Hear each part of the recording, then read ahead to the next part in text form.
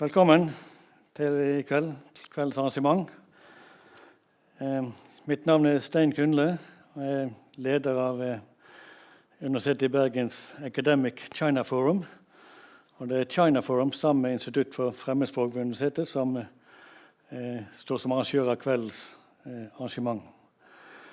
Som dreier seg om Olav H. Hauge og hvordan han oppdaget taoistisk filosofi som det sterkaste ferment i nyere europeisk litteratur. Ideen til dette arrangementet og hjernen bak dagens program det er Helen Chang, som kom til Universitetet i Bergen som førsteamanuensis i januar i år. Og hun har da jobbet i flere år ved tyske og amerikanske universiteter, og har jobbet da med komparativ litteratur og filosofi, og hun har brakt begrepet translesing til Bergen, og også til internasjonale forskningslitteratur. Hun har formidlet forskningsmetoder om transreading, translesing gjennom internasjonale publikasjoner. Så hun har også brakt dette til Universitetet i Bergen, og brakt det inn i forskning og undervisning ved Universitetet i Bergen allerede. Og hun har da også fått med skandinavisk litteratur og filosofi i denne metodikken og praksis. Så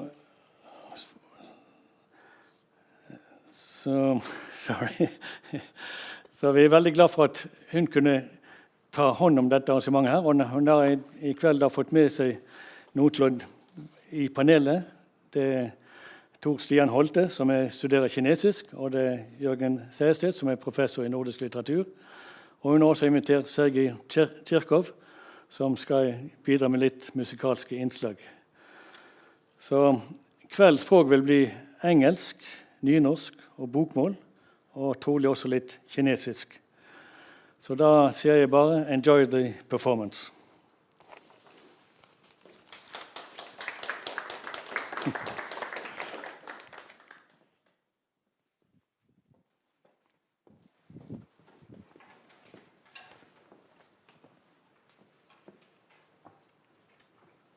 Ved Kinas dør.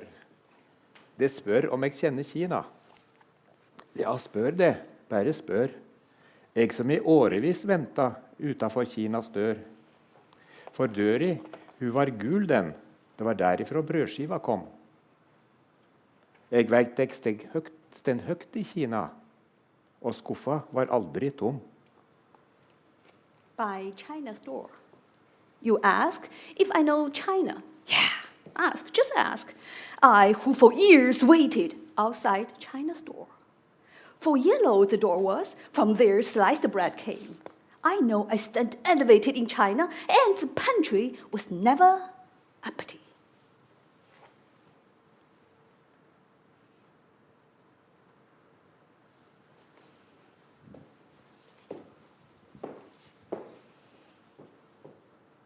Qing山横北郭，白水绕东城。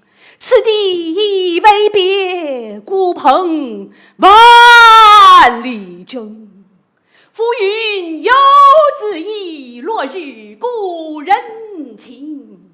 回首字字去，萧萧斑马鸣。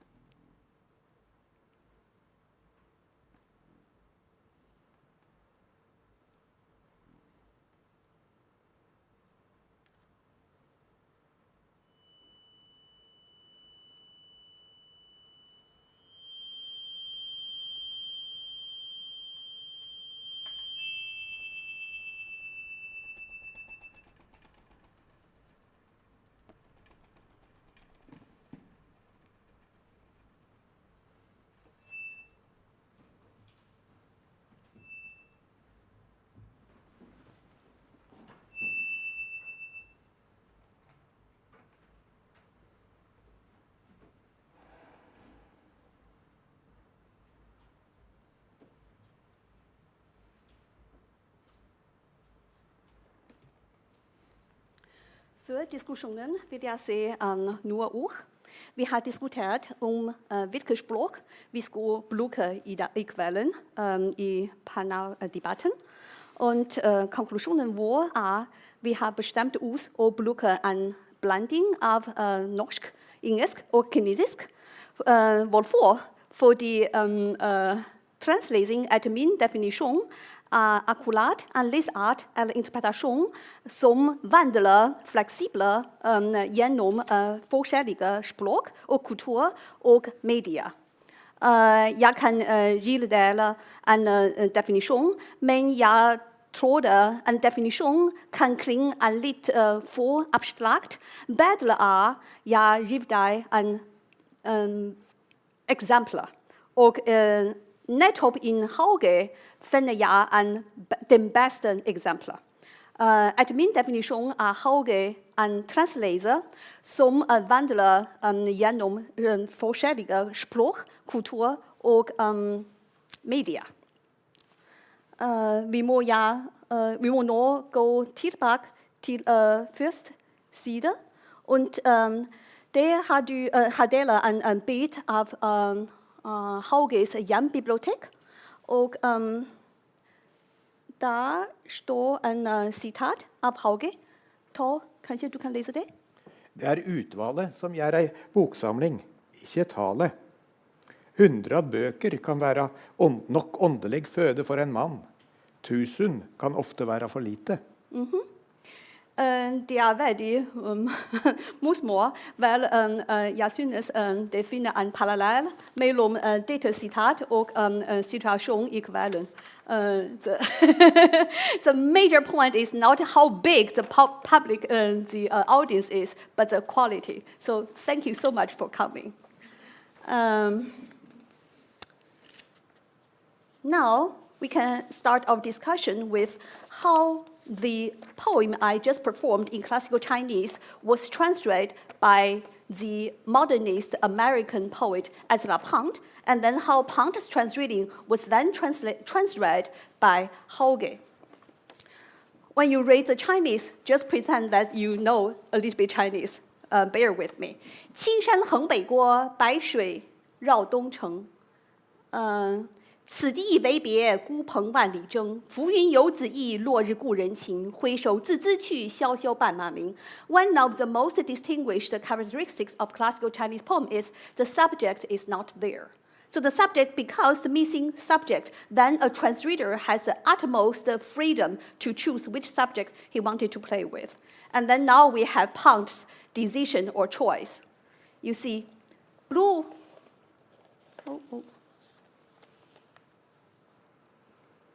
Blue mountains to the north of the walls, white river winding about them. Here we must make separation and go out through 1,000 miles of dead grass. You can see that he chose we. And then it changed. Mind like a floating white cloud. Sunset like the parting of old acquaintances who bow over their clasped hands at a distance. So it's no longer we, but rather general friends, old acquaintances who bow over their clasped hands at a distance. And then it backs to our horses nigh to each other as we are departing. Again, we and then old acquaintances who and then we and our horses. So if you imagine Pound is making a film, the camera is first down on the earth, so it's we, it's you and I, and then the camera kind of fly to a bird's eye view or the airplane. Oh yeah, every pair of friends will have the same general and universal experience. And then the camera is down again. Now it is our horses and we. That is Pound's ingenious take and of liberty to translate what is otherwise almost untranslatable. But even more interesting is, what you see here is actually a double layer translating. Why double layer? Because if this is a published translating of Pound, of classical Chinese poem, then what are the marks? I encourage you to be very active participants, because each slide, when I design them as kind of not only a demonstration, but also a question mark. So can you guess what are the marks? I give you a hint. All these pictures I took in Ulvik from Hauge's home library. So, what is your guess? Elsa? Ja. Det Olav H. Hauges Ja, nettopp det.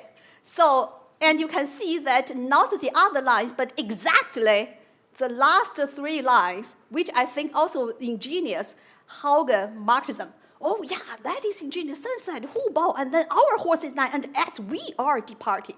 Not only that, he also made a very bold kind of, self-delighted note there. I have given those poems that I like best 3 stars. That is Hauge.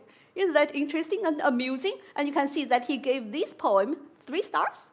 And then he gave that poem also 3 stars. Not only that, he really had fun with Hang's translation. You see, here he draws a river and then some trees and some flowers and then 3 stars. And then he said, oh, this is so beautiful a poem. I must this is my territory. I built a fence. This is Hauge's territory. This is mine. Nobody can steal that from me. Right? Okay, so this is how Pant translates Li Bo and Hauge translates Pant. Next, this is even more interesting and even more challenging. So let's start with Cathay. Cathay is the title of the book in which Pant published his translating of classical Chinese literature. But interestingly, he didn't have a preface. Normally, a book will have a preface, but he didn't have a preface. And then Hauge kind of created a preface for Pant. And then you can read together with me. But you, newest son of the Lord, you are old enough to have done much mischief. I can see better from this point of view. Yeah. I will get your green coat out of China with dragons worked upon it. There is a paradox in the first 2 lines, if you read with me. But you, newest son of the Lord. What does that mean, newest son of the Lord? That means of the Lord, you are the newest son. You are the newest, you are the youngest. So logically, you will see you are not old enough. However, he said you are old enough to have done much mischief. And if you read that metaphorically, that means among all the literary or poetic traditions, perhaps only one literary tradition can afford being the newest son, yet are old enough to have done much mischief, and that is the classical Chinese poem. So if it is from the Chinese tradition, then even the newest son of the Lord is old enough to have done much mischief. That is very logical, and that is very challenging and intellectually provoking. But is that really Pant's poem as claimed by a handwriting by Hauge? Then I started a detective job, and I found out that it is not actually Pant's original poem. It's actually Hauge's remaking and revision and squeezing of 2 of Pant's poems together. The first one is A Pact. I make a pact with you, Whitman. I have detested you long enough. I come to you as a grown child who has had a pig-headed father. I am old enough now to make friends. So here, Hauge got the idea, I am old enough. And then another poem from Pant is Further Instructions. It's a long poem about his own poetry. You only need to read the first line with me. Come, my sons, let us express our baser passions. And then we must skip over a few lines. And then we see, I have gone half cracked. I have gone half cracked. I have talked to you so much that I almost see you about me. Insolent little beasts. Shameless, devoid of clothing. But you, newest son of the Lord, you are not old enough to have done much mischief. Note that there is a not there. And then when you look at, I am old enough now to make friends, and then you are not old enough to have done much mischief. And then Hauge's version of Pant is, but you, newest son of the Lord, you are old enough to have done much mischief. So at this point, I would like to have some, have your opinion, Jürgen und Thor. Ja, takk skal du ha, Helen. Det er jo fascinerende å følge med på lesningene dine av Hauge. Og det er klart at grunnen til også at du begynner med pound, er jo at det er pounds oversettelse av, eller gjenskaping av den kinesiske. Translesing. Translesing av den oversettelse er ikke så bra. Det er det vi akkurat ikke skal bruke. Hans translesing av den kinesiske poesien, som er selve åpningen, og som det også står der note. Whaley, som også da var en annen transleser, han var etter Pound. Pound var før. Så Pound var den originale, og han gir det da denne frie formen. Og så hvordan du da har funnet ut at Hauge lager da et sitat som han da omdikter som forordet til hans Katai-utgave da, av Pound. Og så i og for seg sier at det er Pound, men det er jo i virkeligheten Hauge som komponerer og kompilerer en helt ny tekst her, som er hans kommentar om disse kinesiske diktene som han nå er blitt kjent med. Så nettopp den transformasjonen det er jo det som er din metode, og det er jo veldig godt illustrert akkurat her. What I admire about Hauge most is exactly that he did not just stop there admiring, oh, Pound, you are really an ingenious man, but rather he did exactly to Pound what Pound did to classical Chinese poetry. Admiration is one thing, but taking the next step is another. And I think to take the next step requires more ingenious idea and more bravery and more courage and more creativity. For that, I love Olav H. Hauge. Yes. Så en annen kommentar at nettopp det spillet mellom hva som er nytt og hva som er gammelt, hva som er moderne, hva som er 2000 år gammelt, det er jo det som hele tiden er slags grunnleggende poeng i den translesingen av den kinesiske inn i det modernistiske via Pound. And another thing is, I think Hauge is very artistic. So he's not only creating this new poem out of two versions of Pound's poem, but also he chose exact the front page of Cathay, and then he put it there as if that is the original preface. So why do I pay particular attention to where he locates a particular citation or a particular poem? You will see. Okay, let's move forward. Now we'll have our first section. And in the first section, we will discuss what I call Hauge's intellectual collages. But you may start thinking, when you read intellectual collage or intellectual collage, what do you have in mind? What is your imagination of what does that mean, an intellectual collage? What is a collage? And what is the difference between a normal collage and intellectual collage? And why do we make intellectual collage?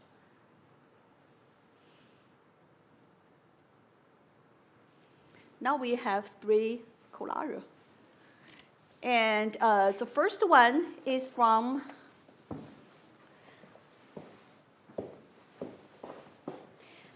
from 1956. And then this was written on a normal diary paper. And what does that mean? That means the ink is the same, of the same color, of the same tint, and also it is of the same handwriting style, as you can see. And then you will see the difference between these two and this first one. First, you will notice that this does not have the perfect effect. Actually, the ink is totally different. Sometimes it is black, sometimes it's green, sometimes it's bluish. So the ink is different, and the style also very, very different. What does that mean? That means that these citations were not written on a single day in a chronological wise, but rather can be in the expansion of a few days or a few weeks or even a few months. That is what I call the VIP page reserved for the best citation on a particular theme by Hauge. And then this was done in around 1957, and this was 1959. And what are included? We don't have time to discuss them in detail today, but I can give you the name. So on the first collage, we have Sufism, and then two Lao Tzu citations, and then Hauge's Ninosh commentary. And then on the second collage, we have Lao Tzu first, and then of Lassen, and then Rainer Maria Rilke in German, and then Wolfgang von Goethe in German. And then we have two Eklund citates in Swedish. And then we have one Bible citation in Icelandic and Old Norse. Old Norse, no? Oh, yeah. And then another Bible citation in Nynorsk. And then we have Lao Tzu again. You can see that Lao Tzu is everywhere, right?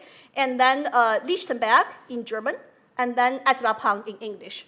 And what is the pattern? The pattern is if Hauge can read the original language, he will just quote the original.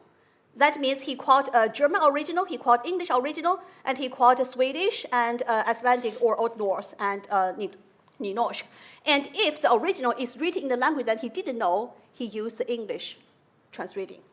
But even more interesting and even more telling is he didn't stay with the same English translation. Actually, he made a deliberate choice every time when he make a collage. For example, the world may be known, this citation and these two are from the same translation by Blackney, but this one, he who knows does not speak, he who speaks does not know, is not from the same version, but rather from another English translation. That means he made a very, very deliberate choice and then see what fits and what does not fit. Okay.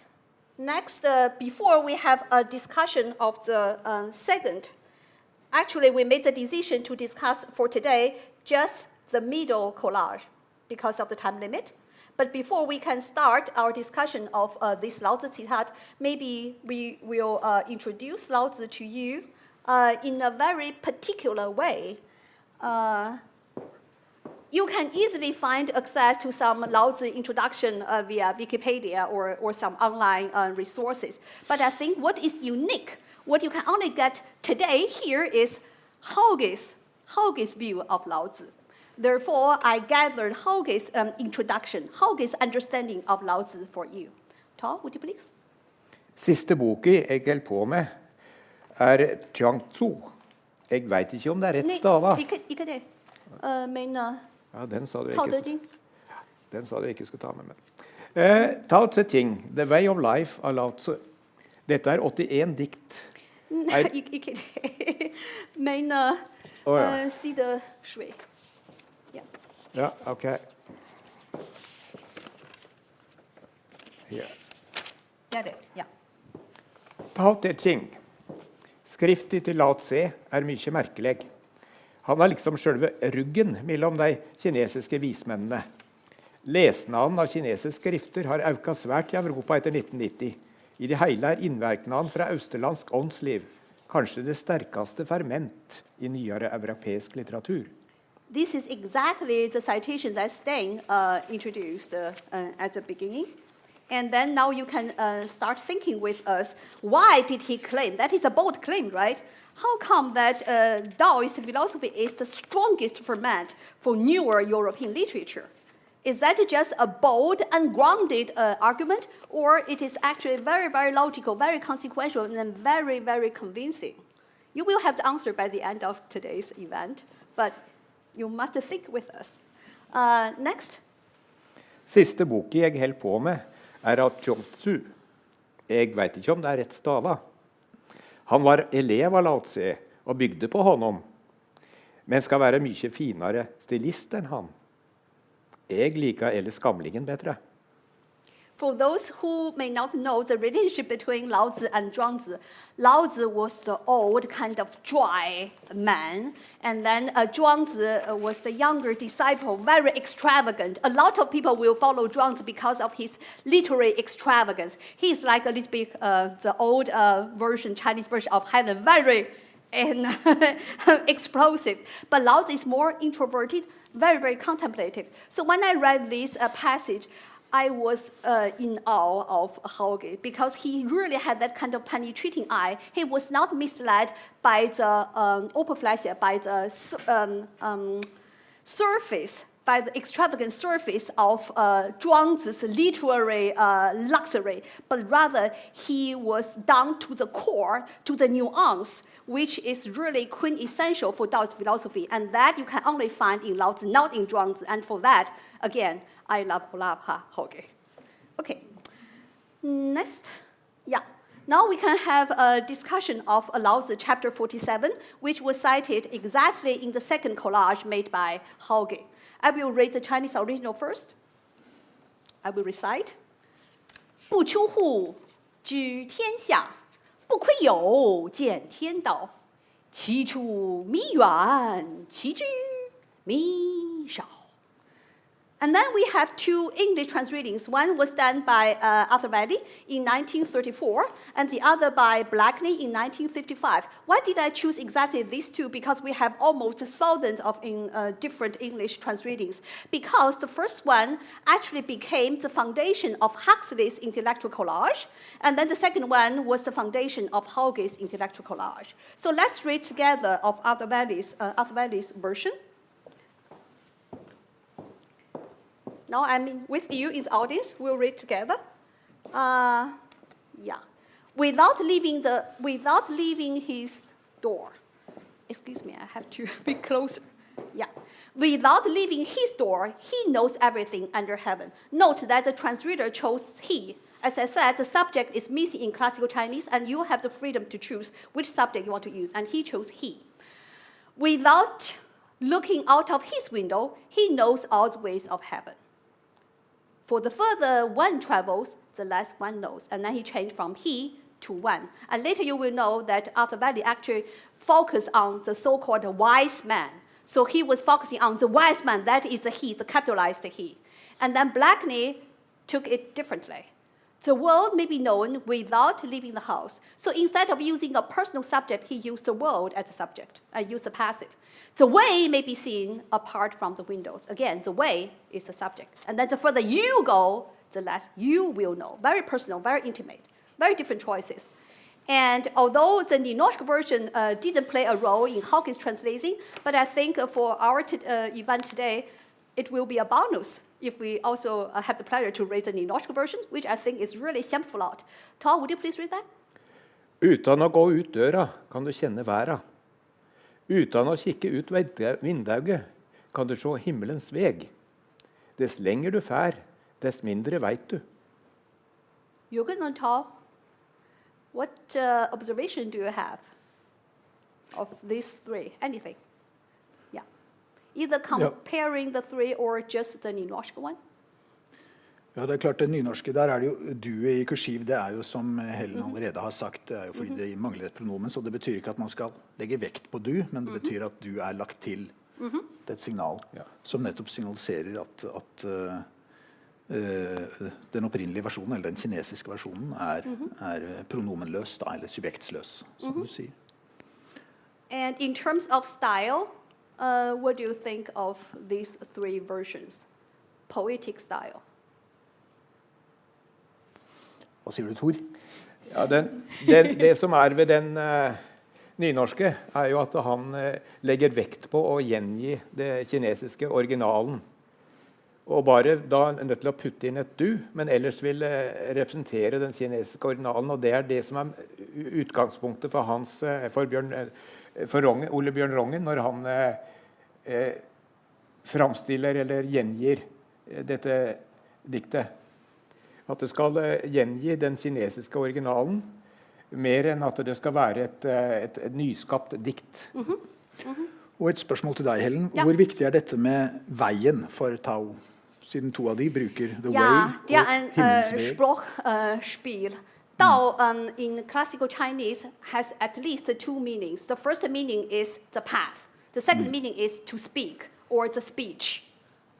So that is really very difficult to translate.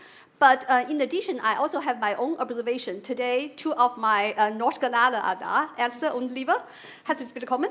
And I want to say that you already know how much I love norsk. Und zwar, der betyder begge to, nynorsk og bokmål. Und hvorfor? Fordi nynorske Translesing of Lao Tzu, kapitel 57, at many meaning the best, the other best.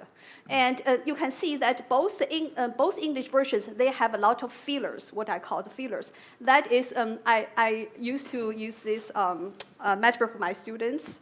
The Chinese original is like a full-fat milk. And then when you translate it into English, most often you add a lot of water to it, and then it becomes skim milk, and it is a lack of flavor. But the Ninosh version is almost as succinct and concise as the classical Chinese. And for that reason, I thought, wow, actually, I would say Ninosh and classical Chinese, they are like brother in spirits. And I think my next step is try to translate more classical Chinese philosophy and poetry into Ninosh. That is my dream. Yes? Et spørsmål til deg, Helen, for vi ser jo at Blackney har jo løst subjektspørsmålet med passivkonstruksjoner. Ja, ja. Mens på nynorsk så ville det kanskje være litt dårlig stil, vil noen mene. Ja, ja. Så, okay. Next, here is Huxley's collage made based on the first English translation, which was done by Arthur Valley. And then you see that he placed Lao Tzu here. The further one travels, the less one knows. And what Huxley did is, before he introduced the Lao Tzu citation, actually he added another classical Indian philosophical citation there. The truth indeed has never been preached by the Buddha. Seeing that, one has to realize it within oneself. By doing that, Huxley actually is the reader's transition to something utterly new, which is Lao Tzu. That means the Indian citation helped the reader, Huxley's reader, to understand Lao Tzu and the other way around. But what I do not like much about Huxley's collage is, number one, I think he kind of restricts the reader's imagination by adding a particular theme there. Truth. I am telling you, this is about truth. Don't think of other things. This is about truth, right? He's kind of a little bit preaching. And you can tell that this is a consistent pattern because in chapter 15, this is also from Huxley, and he called that collage silence. And then he cited Lao Tzu again. And this is exactly the English version that Hauge used for his third collage. And what you see here, the 3 pages are my photos taken in Ulvik. Thank you, Stan. And this is the bibliography of Huxley. And then you can see that Hauge marked Lao Tzu. Here, Huxley meant for Lao Tzu, we have thousands of different English translations. And then Hauge noted that. I think that is one of the reasons why in Hauge's bibliothèque, he has at least 3 English versions. And then the interesting thing is, by the end of Huxley's already very, very long list of bibliography, Hauge meant, this is not enough, Huxley. Why don't you have this? Why don't you have this? Why don't you have this? So he added an extra list to bibliography. And I thought, bravo, Hauge. Yeah, he is conducting a dialogue with Huxley, right? And I love that. See, he always took the next step. He's never just being content, oh, I admire what you have done, but rather I am inspired by you, and then I do my own thing now. Next, we have the first collage by Hauge, made on the basis of Blackney's version. What you see here, this is my photo taken from Hauge's personal copy of Lao Tzu, the Blackney version. And then you see his handwriting, a hard nut. And then here, his handwriting, Emerson, travel is the fool's paradise. Whereas this kind of speaks for itself, Emerson, travel is the fool's paradise. What are your thoughts behind this?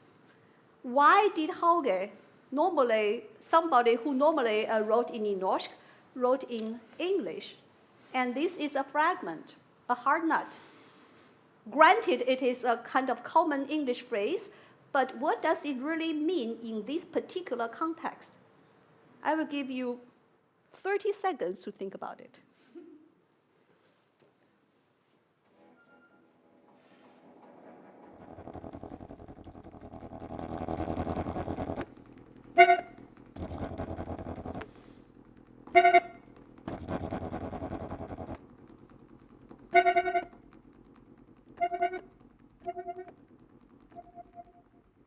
Time is up. Any answer? Okay, you actually have the answer there, if you can see it. You have good eyesight. Okay, so actually there are at least two references behind a hard nut. The first reference is, we already know that Hauge translated Fant, who translated classical Chinese poetry, right? And in Pont, Cathay, Pont meant, I read this together. The first great distinction between Chinese taste and our own is that the Chinese like, he also italicized that, like poetry that they have to think about, and even poetry that they have to puzzle over. And this was a direct allusion to what Pond read in Giles. Giles is another translator, And then he published in 1901 a book titled A History of Chinese Literature. There he said, word for word, a Chinese poem is at best a hard nut to crack. Reference number 1, hurrah, a hard nut. And reference number 2, this is even more mysterious. And this is my photo taken from the personal copy of Samtale med Januk, Samtale mellom Januk og Kafka, who's Hauge. Tor, would you please read? This is the Norwegian translation of Kafka's originally German conversation with Januk about Taoist philosophy. You follow that? Yeah, try to follow me. Okay. Lao Tzu. Ja, så det Oh, yeah, actually, Jürgen, yeah, it's book more, yeah. Sorry. Det Januk som så å si siterer Kafka, og som tenker da, eller som sier Lao Tses sentenser som stenhårde nøtter. Jeg betatt av dem, men kjernen forblir lukket for meg. Jeg har lest dem flere ganger, men så oppdaget jeg at jeg bare har vært som en liten gutt som leker med fargede glasskuler. Jeg har latt dem gli fra den ene betraktningsmåte til den annen, uten dermed å være kommet noe videre. Ved hjelp av disse ordspråkenes glasskuler oppdaget jeg strengt tatt ikke annet enn den trøstesløse mangel på dybde i mine egne tanker, som ikke kunne begrense eller motta Lao Tses glasskuler. Can you see the similarity between Kafka and Hauge? They are both so highly intellectually demanding, but also so childlike, naive, and curious. And I think that is the best, the most beautiful combination. If you have the capability of thinking like a philosopher, like a German and heavy philosopher, but at the same time, you also have the playfulness of a child. Yeah, I'm playing with Lao Tzu's aphorism like a glass kugel, but in the end, I only found, it is so shallow, it's like a hard nut for me, I cannot crack it, right? But just attempt to try to crack the seemingly uncrackable, that is brevity, that is courage, and that is all. Okay. Next, we come to, So this is the second collage made by Hauge based on the same quotation from Lao Tzu. And this time he paired it with Alf Lassen. So Jürgen, would you please read Alf Lassen? En mark aurel må enhver være som i denne tid vil være et menneske. I sitt telt i leiren føre sin dialog med seg selv og sin Gud. I must turn the microphone to you both because for me, this is so surprising. I have never been able to think of Lao Tzu's quotation outside of the Chinese context. So for me, this is so eye-opening that Lao Tzu's chapter 47 can be compared and then paired, contextualized, and juxtaposed to Alf Lassen. What have you got from this juxtaposition or combination, Lao Tzu and Alf Lassen? Ja, det jo Larsen som viser til den romerske keiserfilosofen, da, Marcus Aurelius, og hans dialog med seg selv i teltet. Og nå det jo interessant, for det går jo fram, vi har jo diskutert litt, at han har et litt ambivalent forhold til Alf Larsen, egentlig Hauge. Alf Larsen skriver aforismer, og han skriver i en stil og i en dialog med de store tenkere, som Hauge også men samtidig så har han setter ikke Alf Larsen der opp med egentlig de store. Og jeg vil også si at her det jo noe som interessant med nettopp en collage, at man setter sammen ulike artikulasjoner av ting som minner om hverandre, som kan ligge veldig tett på hverandre, men som ofte ikke helt så det setter i gang en fortolkning, fordi at det klart Mark Aurel, han har jo forlatt sitt hus, han i leiren, han i sitt telt, så han på reise, men han alene, kontemplerende, inne i teltet. Så den på en måte grunnleggende motsetningen mellom å være hjemme og være på reise, blir litt grann problematisert i denne typen collage. Så du har jo vært inne på dette med han setter opp, hva betyr en collage, og det jo alle de ulike artikulasjonene av den samme innsikten. Men samtidig er det jo historiske, språklige artikulasjoner som er litt forskjellige og har ulike nyanser. Så det er det som er fruktbart med kollasj. Ja, det som er tydelig når du leser de her kollasjene, som altså da han bruker innsiden av omslaget i bøkene til å samle opp sitater som han synes er viktige i løpet av den perioden hvor han bruker boka, for å si det sånn. Og dermed så sier de mer enn å lese ei side boka. Da er det mer de bøkene han har lest der og da i rekkefølge. Men så plukker han ut ting som er viktige. Og det som er tydelig er at han er veldig vid når det gjelder, han er interessert i spørsmål, men veldig vid når det gjelder å se hvilke personer som har skrevet noe om det spørsmålet som han synes er interessant å notere. Så de personene der, hvis de kommer sammen og diskuterte, så vil de kanskje være vilt uenige. Men Hauge mener at her er det noe bidrag til å belyse et spørsmål som han synes er viktig å få fram og samle på. Flott. Now I will share my observation, which comes from a different point of view. What interests me most is the fact that in each collage, we have not only translingual, that means multiple language, but also trans-time, trans-era. So we have Lao Tzu and Ulf Larsson and Lena Maria Littke and Wolfgang von Goethe on one page. And then we have Eklund, modern Swedish poet and philosopher. And then we have Bible. And then we have Lao Tzu. And then we have Lichtenberg. And then we have Ezra Pound.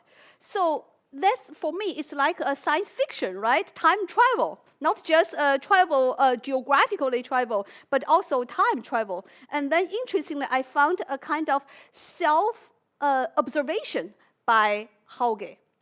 Tor, would you please? Hva ville de gamle tankespråkmeistrene og essayistene ha sagt om de hadde lest Ekelund, Montaigne, Pascal, Schopenhauer, Lichtenberg, Joubert, Emerson, Amiel? Ja, jeg vet ikke hva de ville sagt, men Ventlegg hadde kjent honom som en bror i ånd i. Her i landet har vi til desse bare en som har dyrket denne kunsten. Alf Larsen med nattetanker tåler godt sammenlikning. I translate that. I also took my next step. I'm not just, in awe of Hauge. My translating is, what would the old masters, including Lao Tzu and Zhuangzi and the classical Chinese poets, what would they have said if they had read Eklund? But not only Eklund, but also Ulf Larsson, and not only Ulf Larsson, but also Littke, not only Littke, but also Ezra Pound, and eventually also du, Olav H. Hauge. That is my spørsmål. That is my question. And det er merkelig hvor de har samstavet, de store mystikerne. Ennå 1000 år i kan skilje deg. This kind of spiritual similarity, spiritual resonance, almost unexplainable or seemingly unexplainable relationship between classical Chinese philosophers and poets on the one side and modernists and modern European poets and philosophers on the other side. That fascinates me.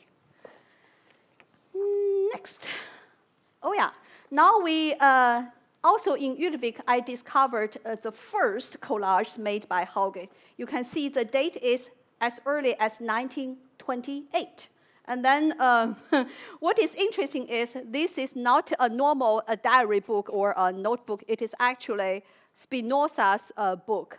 And I think among all the people, maybe only Hauge had the courage or the boldness to use Spinoza's publication as his notebook, right? And Spinoza is almost vanishing. Where is Spinoza? I can hardly find him. Okay, here is a title, but he is vanishing into Hauge's own handwriting. Yeah, and this is a lot of clips, and these are a combination of clips and handwriting. And today, if we have time, we can, I would love to explore everything together with you, but maybe it will take 1 year. So tonight, we're going to concentrate only on 2 citations. One is here, William James, and the other is here, Hoofding. Let's take a look at these 2 geniuses. here is William James, and then here is Høvding. Jürgen, would you please read the Høvding citation first? Ja. Yeah, this one. Det religiøse spørsmål kan ikke løses. De mener dette er et negativt standpunkt. Jeg vil si, livet var ikke verdt å leve hvis det spørsmål ikke var. Like så litt som hvis det kunne løses. So in my English translating, it reads like this. The religious question cannot be answered. They claim this is pessimism. I will say, life would not be worth living if the question were not there, and of equal little worth if it could be answered. And I think it is even more interesting if you read this together with the William James quote. And what does William James have to say? He says, right there, the world is all the richer for having a devil in it, so long as we keep our foot upon his neck. You see the parallel there? If you interpret the religious question or the existential question that cannot be answered on the one hand, and the devil that enriches our world on the other hand, then you will see the relationship or the connection between the two. That means, according to William James, our world is all the richer if we have a devil there to alert us, to keep us alert, to keep us awake, to keep us vigilant. And then on the other hand, according to Høvding, if we always have a question that awaits our attempt to answer it, yet can never be once and for all answered, then our life is even more worth living.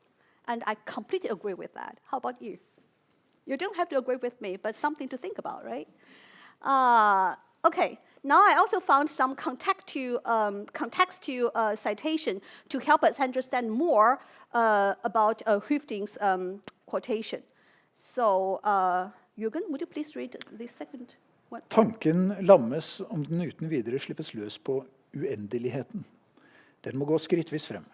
Uten grense, ingen tanke. Under sitt portrett skrev Høvding en gang disse ord. Problemenes uløselighet betyr at hvor langt vi enn når i vår forståelse og tenken, danner det seg stedse nye horisonter for oss, nye mål og nye oppgaver. I love this citation. And I will share today just one observation. I think there is a very intricate connection between the immortality of an individual and the insolvability of a particular problem. Think about it. You will take home a lot of questions, right? Okay, last citation. Nynorsk, so tall, would you please? Vesaas prosa dømer på tenkjande tanke, ikke tenkte tankar, slik jeg gjerne skriver. Det som var det som vært alt So I have to ask you to read it one more time because I think this is linguistically and philosophically very challenging. Would you please read it one more time and be really, really, really slow?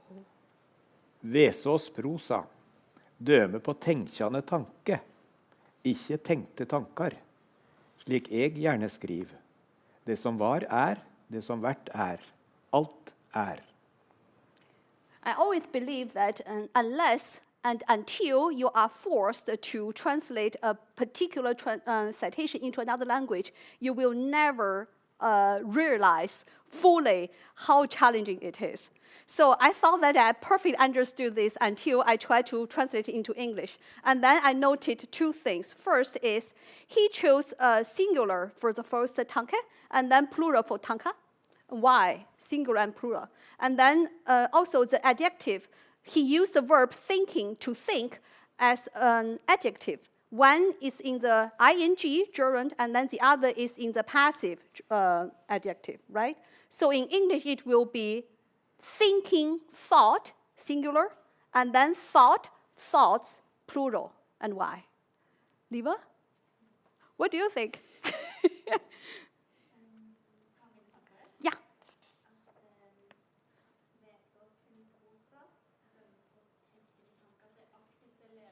Yeah.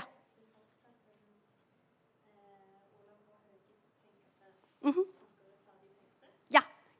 Yeah.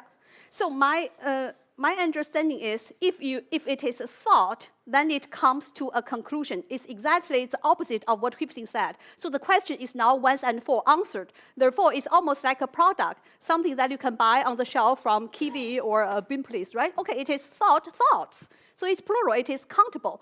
But if you are engaging yourself in that permanent question, existential question that can never be answered once and for all, then it is singular. You are the same individual, yet you are changing your mind all the time as well. You are living your life to its full, and you are developing your potential to its full. So you are thinking, you are actually active, and you are singular. It's not a passive and then plural. And then therefore, kind of you transcend time. What was is, what will be is, all is. We only have present tense. We don't have past tense. We don't have future tense. Sorry to those grammar rules, but that is the philosophical thinking about time, right? And I think this, what I put here, life or existence, and then that permanent question, existential question that can never be answered, but it is permanently there to challenge us, and then thinking versus thought or thought through, and then time, was, will be, is. All of these are the reasons why or what was the motivation for Hauge to make these intellectual collages. Ellen? Ja. Det er en kort kommentar i tillegg, og det er jo at i denne tidlige kollasjen fra 28, er det 28? 28? Ja. Så er jo konteksten for dette problematiseringen av tanken den ufullstendige eller den ikke artikulerbare. Ja.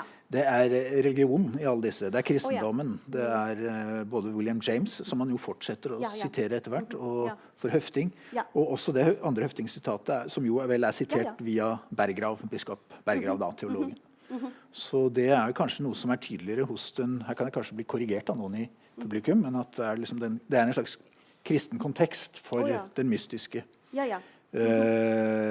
tenkningen i akkurat i denne tidlige kollasjen.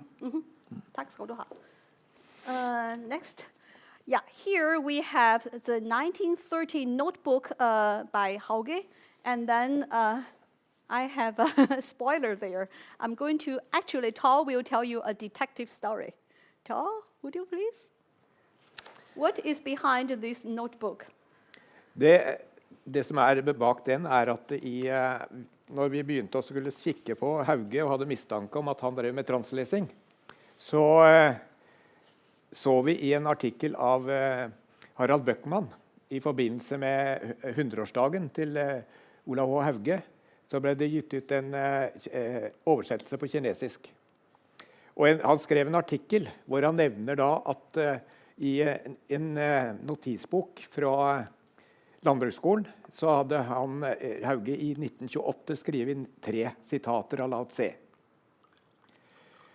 Når vi søkte videre, så fant vi at det her var nevnt i biografien om Olav H. Hauge, at det var der han hadde opplysningene fra. Men vi var jo interessert i hvilke 3 sitater var det, og hvor hadde han fått det fra, hvilke oversettelser var grunnlaget for de her sitatene. Og løsningen var da, vi fant det ikke i Ulvik, der hadde de fått en svær forsyning med materiale av Bodil Cappelen.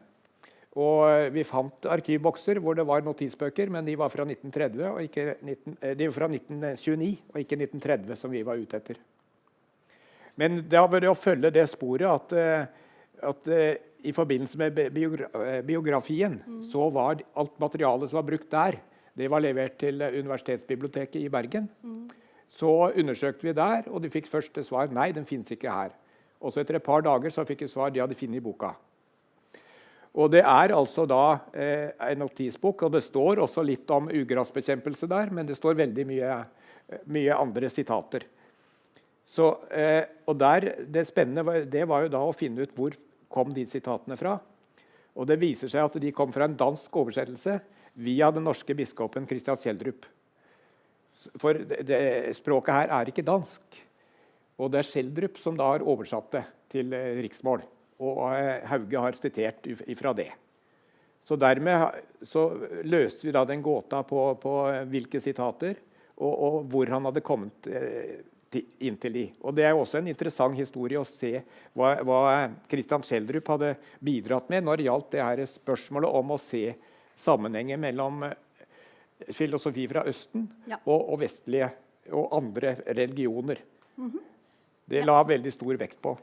Så dermed så bare det sporet på den boka, det førte også litt til hvordan faktisk da før, på 1920-tallet, så var det interesse i det norske, blant norske forskere på hvordan kinesisk filosofi hadde i sammenheng med resten av filosofien og religionen i verden. Again, here we can have a very long discussion, but today I will only ask you to pay attention to this. Can you read that? It is a Swedish poet. Stan, can you read that from your seat? Harin Boy. Yes. So, and this was a poem actually inspired by Book Tea, thanks to your reference, Jürgen. Yeah. And now you will come to Helen's map. So I drew this with my hand, and I hope that it is not too overwhelming, and I will try my best to explain this to you. So here we have this handsome Laozi, right? On a kind of legendary animal. And where is he going? He's going to Olav H. Hauge. But he's hesitant. Where is the best direction that I should take to visit Hauge? And then in the end, he found different languages and different ways to Hauge. The first way is through the Danish translation. So Laozi was translated by Danze, a Danish sinologist, in 1924. And then this translation was cited, as Thor said, by Schjelderup between 1926 and 1929, and that translation was read by Hauge and included in his 1930 notebook. So this is the first way, the Danish way, the Danish-Norwegian way.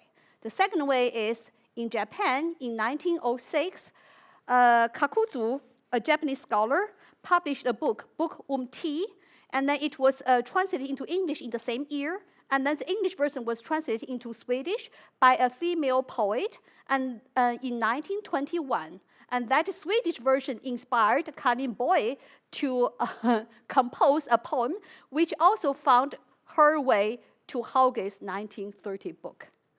And then Kaku's book was also translated into English and inspired Pond, which also found his way later to Hauge. And then the same Japanese book was also translated into German by a German modern poet, and which found his way to Heidegger. And later, Heidegger kind of conceived his very, very famous category Dasein and published it in 1927. And this was also read later by Hauge. And then, not enough. Laozi also found so many English translations, and at least 3 of them I found in Hauge's Ulvik home bibliothèque, Giles' version, Blankney's version, and Lao's version, plus Huxley's version, and indirectly Watt Bynner's version, and the Swedish version by Erik Blomberg. So this is the English way, and then this is also the Swedish way. And Erik Blomberg, who was not only a translator, but also a modern Swedish poet himself, and his translation was inspired by Watt Bynner's translation, and which also further inspired Dyrlimsgaard's Norwegian translation, which further inspired Hauge. I'm not over yet, because there is still another way that is Laozi to German. And then you have these 3 brilliant German translating, one by Lisa Willem, one by Klabond, and then the third by Fiedler. And all 3 of them were purchased and read and studied by Franz Kafka. And through Franz Kafka's conversation, samtale med Januk, they found their way to Hauge as well. So Laozi found his way to Hauge through Danish, Japanese, Swedish, Japanese, English, American, German, English, and then Swedish, Norwegian, German. Yeah, you got the idea, right? Yeah, it is a very clear map. Okay, Now, we can have a kind of conclusion with a spørsmål. When you compare the 1920s three collages here, these three collages, beautifully written, and the three kind of a little bit chaotic, not very consistent and coherent collage from 1950s, what is the difference?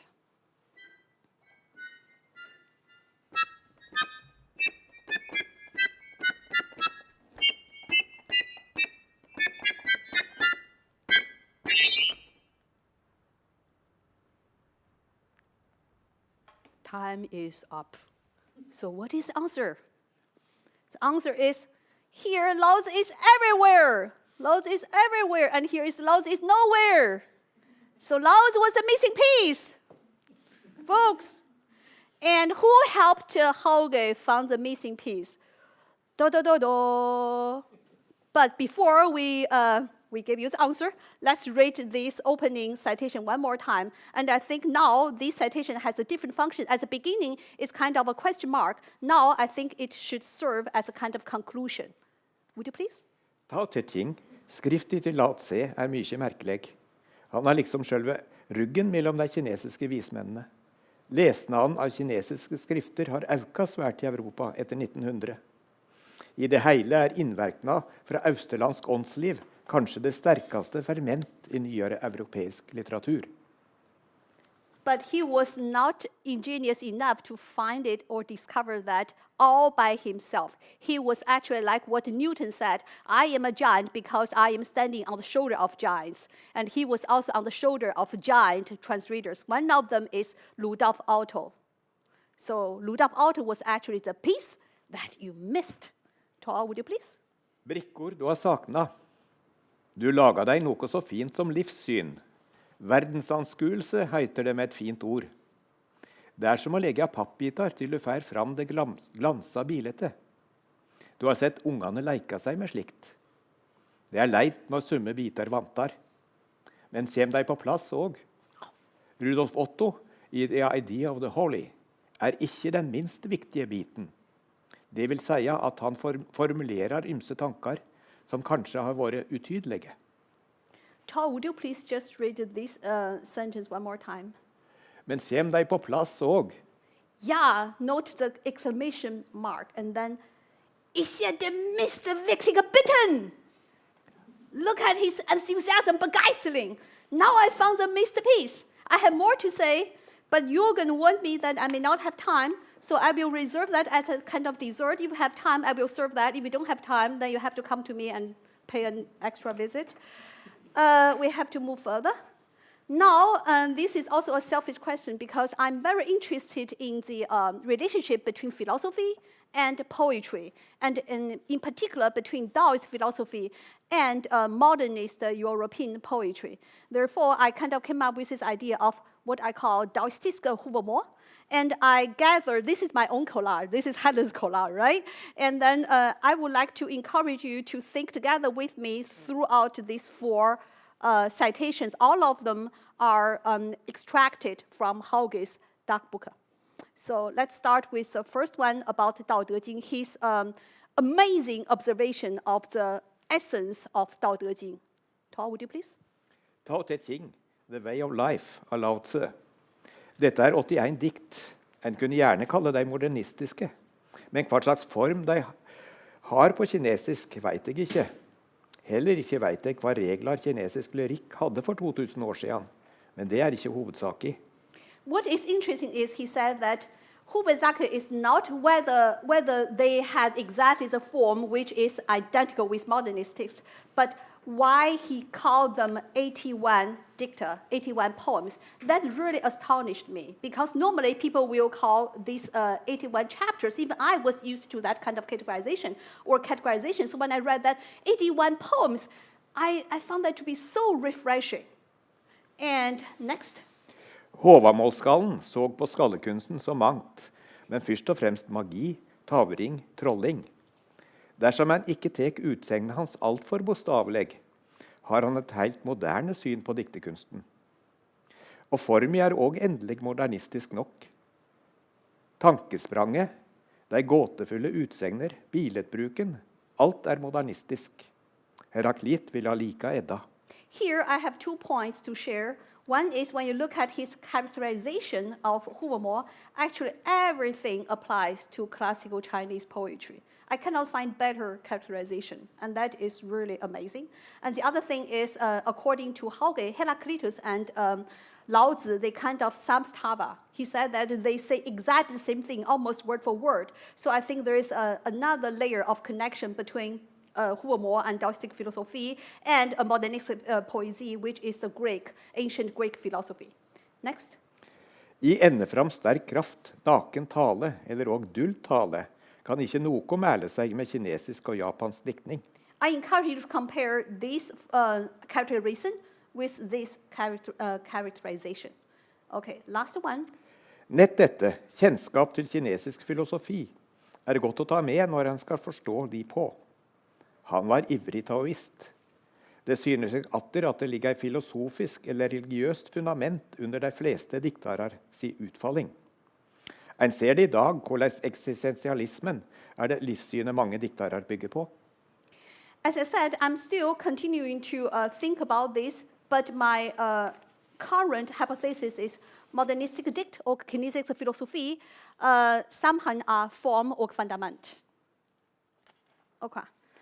Now we can begin our second section, in which we will discuss Hauge's poetry, for which Hauge was and is famous. And we will begin with a kind of reconstruction of the interview in 1978 between Jan Erik Vogt and Olav H. Hauge. Today we don't have these two men here, but we have Jürgen and Thor, and I ask each of them to play a role. So Jürgen, you will be Vogt, right? And then Thor, you will be Hauge. What an honor! Let's start. De gamle kineserne, når begynte du å lese dem? Det har kommet etter krigen. Jeg hadde nok sett kinesiske og japanske dikt i tidsskrifter før også. Men det var først da jeg las Pond jeg virkelig fikk øye opp for hva kinesisk dikt var. Senere fikk jeg tak i samlinger av Valley, Dørmsgård og andre omsettere. Vel, når en ikke kan kinesisk, vet en selvsagt ikke hva kinesiske dikt er. Det kinesiske dikt som vi kjenner det, det det Pond som har skapt. Pond, det var nå en genial mann, vet du. I Cathay, den vesle samlingen som kom i 1915, gav han kinesiske dikt akt som i magistiske vers, med notater som Ernest Fenolosa hadde latt etter seg. Og du selv da? Ja, de kinesiske dikti, i alle fall slik de verker i omsetning av Pond og Valley, noe av det beste jeg har lest av dikt. Jeg vet ikke om noe bedre enn de gamle kineserne. Hva det du liker ved dem? Nei, det ikke godt å si. De enkle og naturlige. Ja, de kan være bare lange og innfløkte. Men det viser seg når du leser den kinesiske litteraturhistorien, at det disse enkle dikti som har holdt seg best, slik som dikti til Wang Pei og Li Po. Og finnes det noen som har større innsikt i løgndommer i diktekunsten enn Lotsjø? Det han du har nevnt i et dikt om Edvard Munch og Eika? Ja.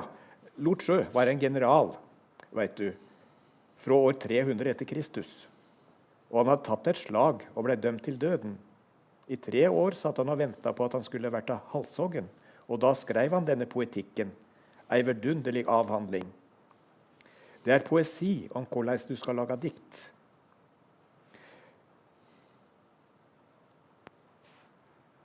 Det første du skal gjøre, sier han, å tenke på at du alene i universet, og at universet et mysterium. Slik skaper du rom for tankene dine. Du skal meditere, og så ta penselen i hand og prøve å gjøre noen strek på arket. Kanskje kan det bli et dikt av det. Men han sier ikke hvordan det skal være. Og så ble han halshoggen. Would you please just read this part? Det første du skal gjøre? Det første du skal gjøre, sier han, å tenke på at du alene i universet. Ja. Og universet et mysterium. Slik skaper du rom for tankene dine. Du skal meditere, og så ta penselen i hand, og prøve å gjøre noen strek på arket. Kanskje kan det bli et dikt av det. Men han sier ikke hvordan det skal være. Takk skal du ha. The reason that I asked Todd to repeat that is because you will see that is this Hauge's original idea? Sounds original, right? The idea is original, but not originally from him. So now another detective story, but that story need to wait. Let's just read this poem first together. Nynorsk original, please. Les Lot sjø og lag et dikt. Les Lot sjø og lag et dikt. Han sier ikke hvordan det skal være. Mange hadde målet ei eik fyr. Likevel målet Munch ei eik. Read literature and make a poem. Read literature and make a poem. He does not say how it should be. Many had painted an oak before. Nevertheless, Munch painted an oak. Two things I would like to draw your attention to.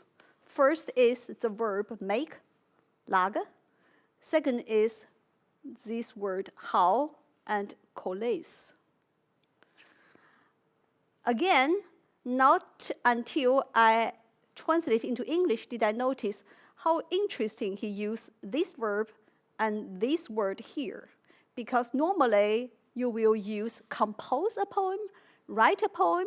Both would read more elegant than make.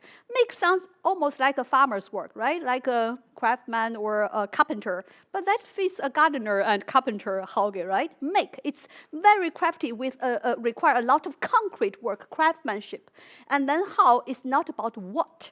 Because when I presented this to my American interlocutors, all of them asked that, Helen, did you make a mistake? It should read, he does not say what it should be. And I said, no, that is the point. It's not what, it is the how, folks. Okay, and then the coalesce will also be the main point that we are going to discuss next.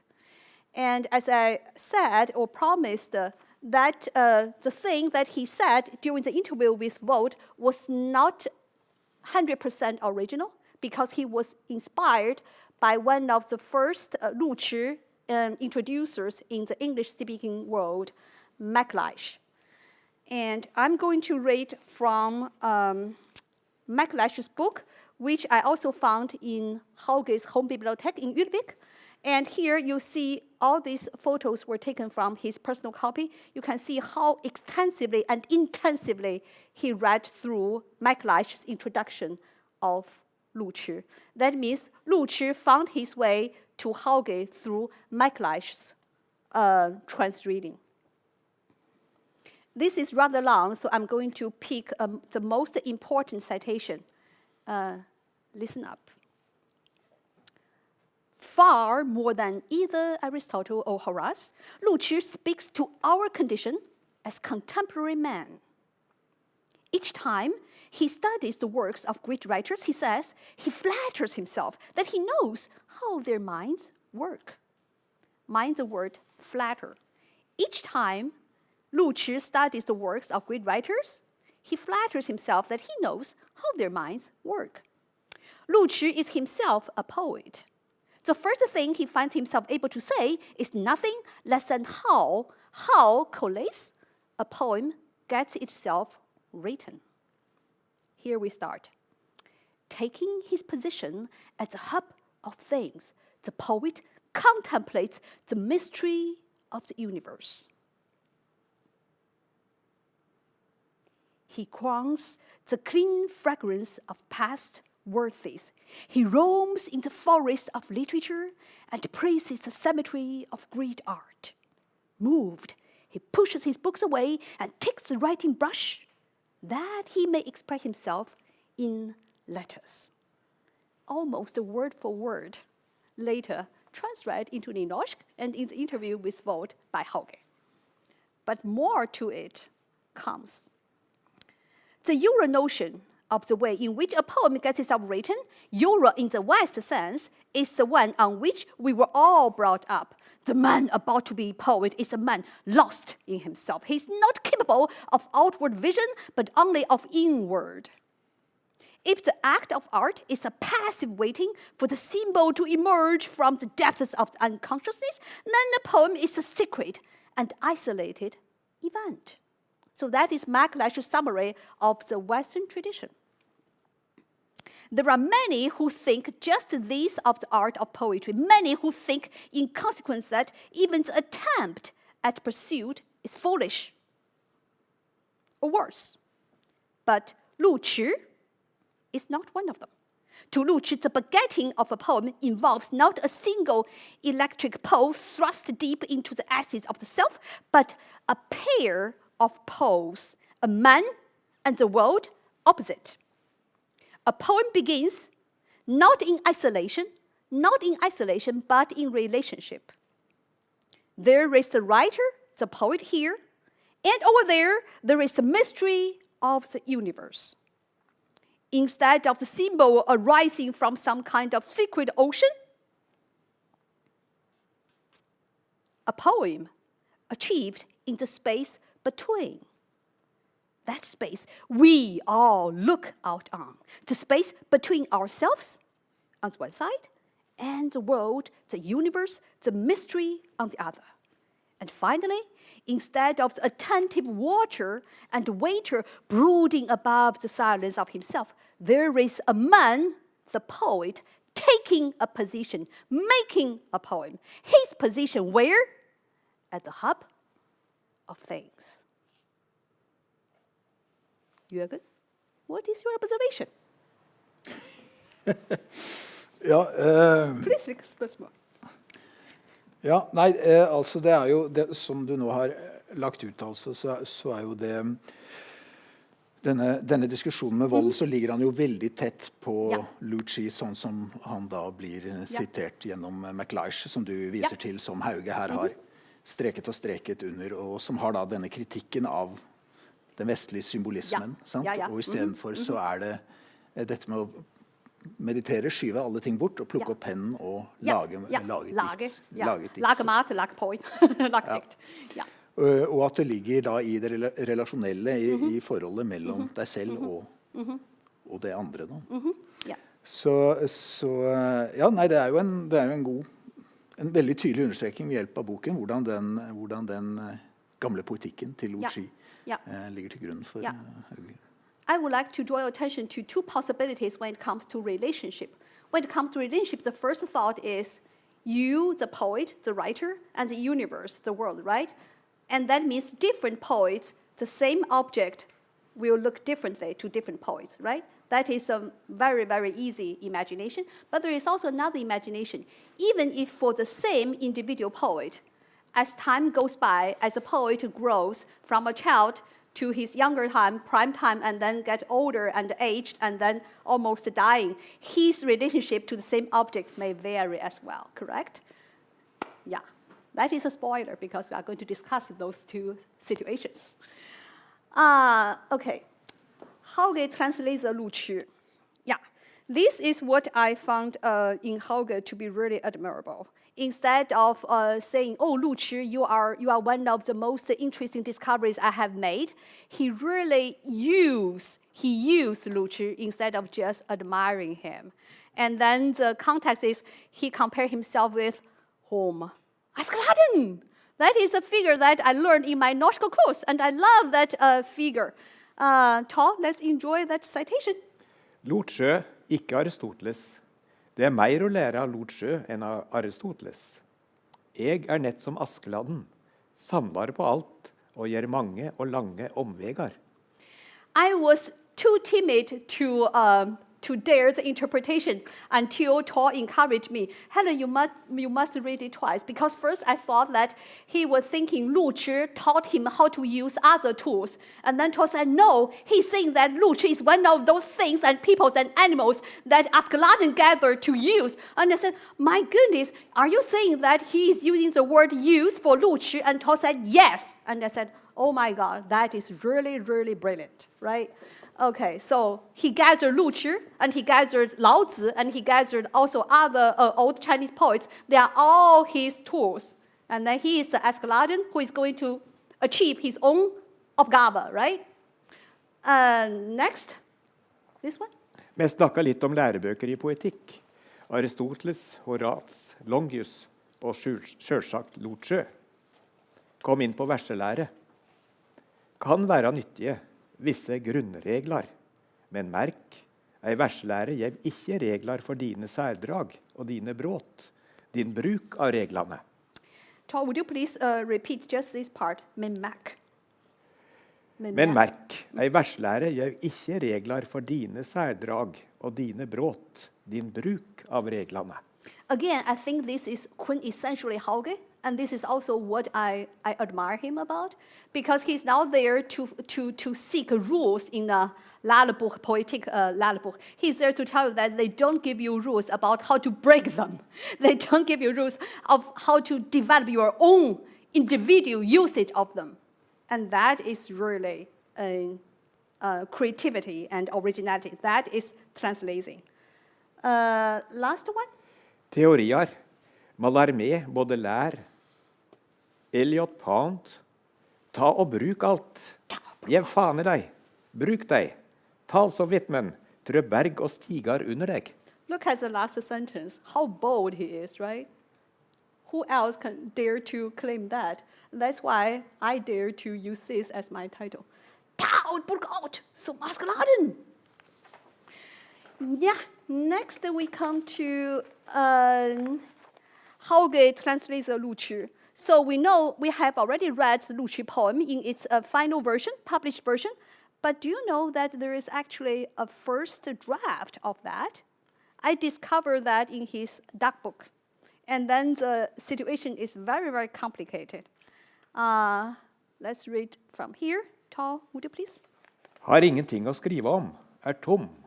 Men elvar fører vatten til det nedtappa fjellvattnet. Det det jeg glit på. Trygt å vita, luka til uttaket stengt.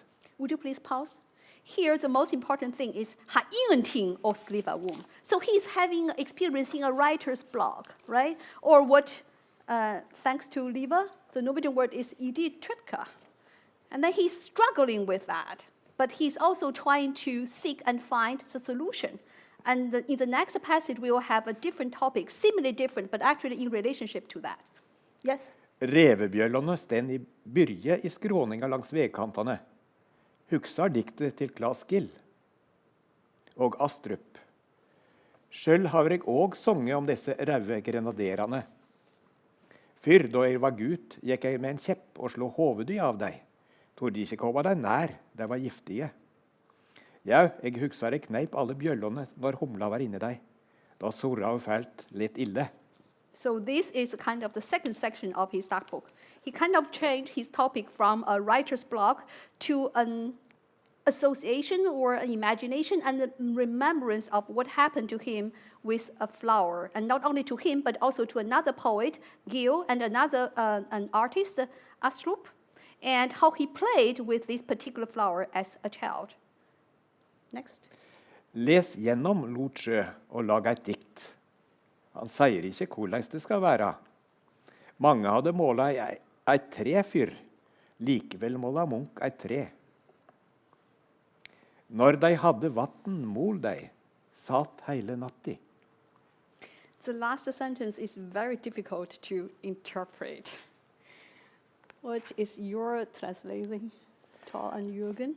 How do you approach this first utkast of Lu Qi dikt? Den henger jo sammen med den beskrivelsen han har av skrivetørken, men også løsningen. At det et nedtappet fjellvann, som du da kan tenke deg har gitt vann til møller, og som da nå tomt og stengt. Og det trygt å vite, for da samler vannet seg opp. Og så kommer det diktet hans om Lu Qi, og så slutter han med at når de hadde vatten, mol deg, altså da malte de korn og satt hele natta. Da måtte de benytte sjansen når det var vann i bekken eller elva, så måtte de benytte sjansen, og dermed satt de hele natta. Så da knytter han sammen da det lille diktet han har skrevet med skrivekløen og den bildet han har av hva som kan løse det.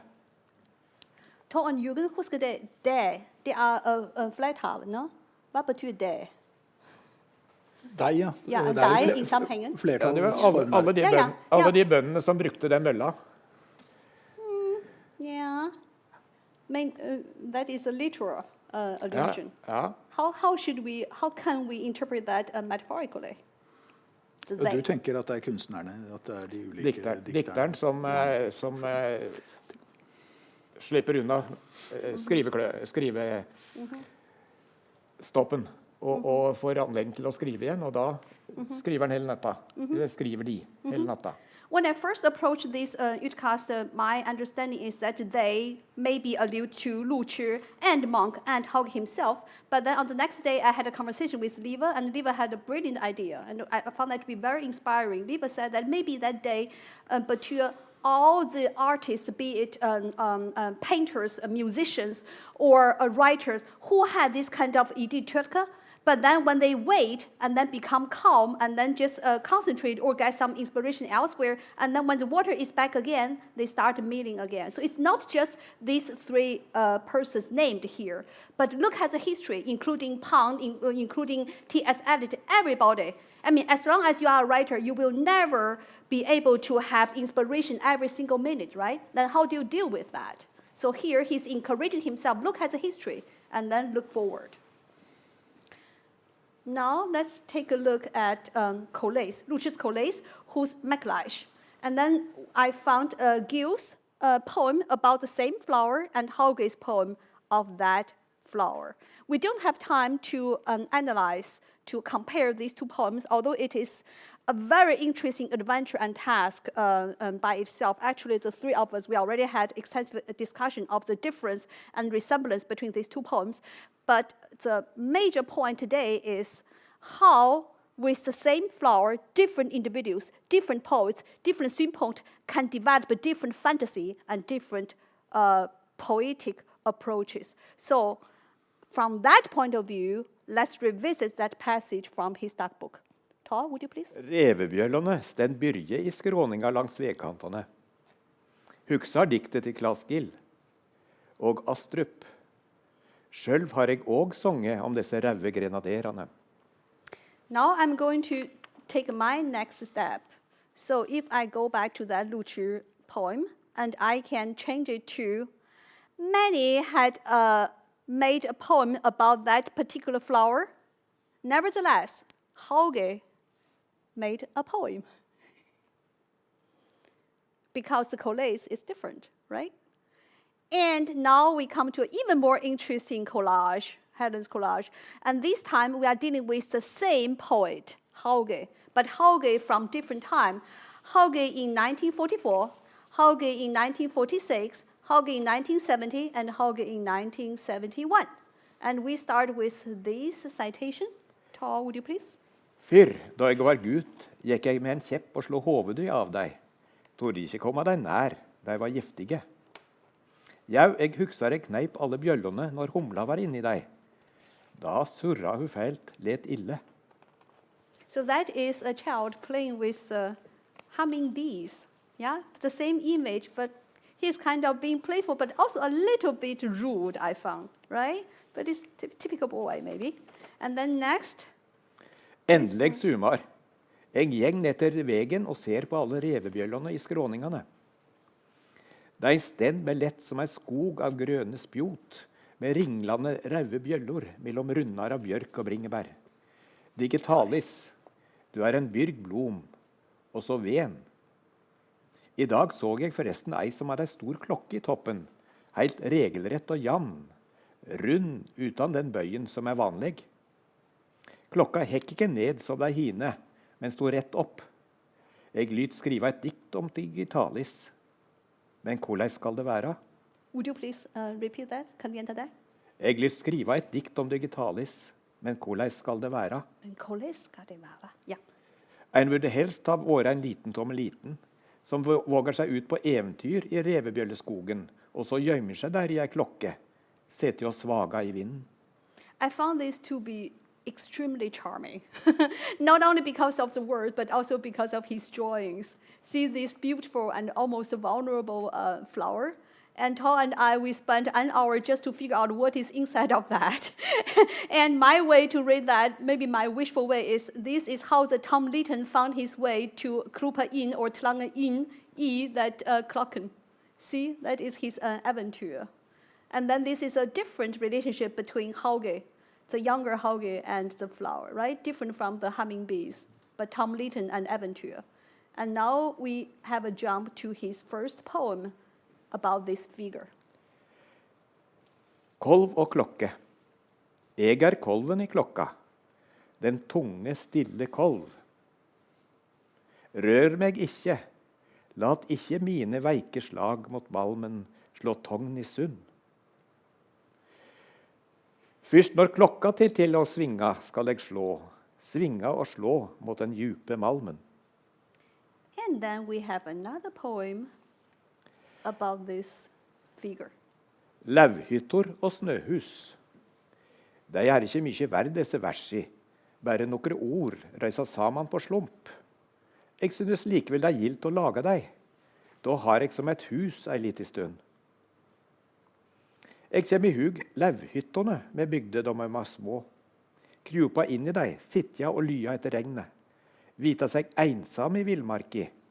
Kjenne dråpene på nasen og i håret. Eller snøhuset i juli. Krupa inn og stenga etter seg med en sekk. Kveika ljos, være der i kalde kvelder. I have been hurrying up in a kind of very fast pace, so now I think we can afford a little pause, just meditate, contemplate these 4 different fantasies around the same figure.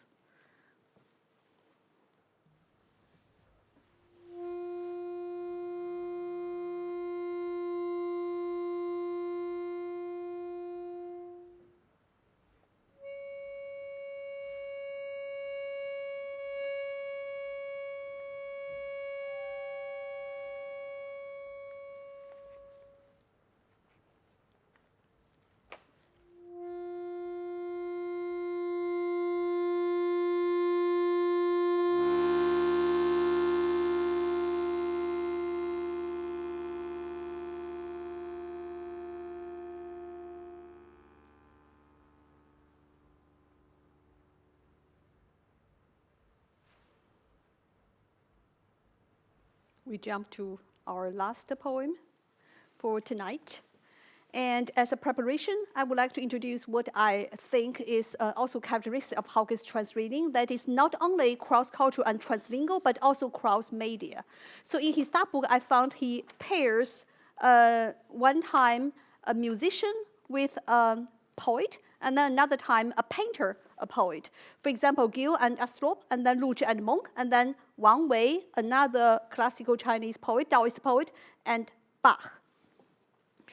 And the context is, let's read Hauge's Wang Wei poem in its first version, again in his dark book. Løgndommen med kinesiske dikt.